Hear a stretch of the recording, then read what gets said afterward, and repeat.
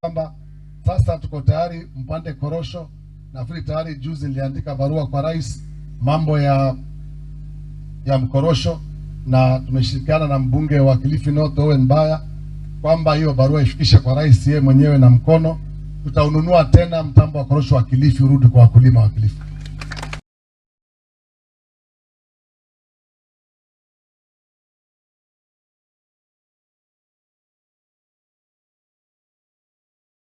Tunataka kurudisha miradi ile ambayo ilikuwa imeshikilia misingi ndani ya Kilifi, ikiwa ni mnazi, na siku hii leo tukiangazia mambo ya korosho.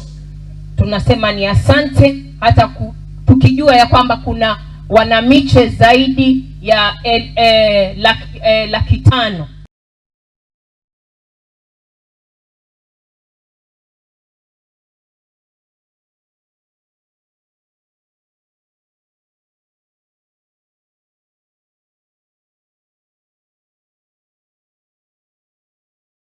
We're part of the 15 billion trees that Kenya needs. So we're supporting this, and we see that the trees bring so much value.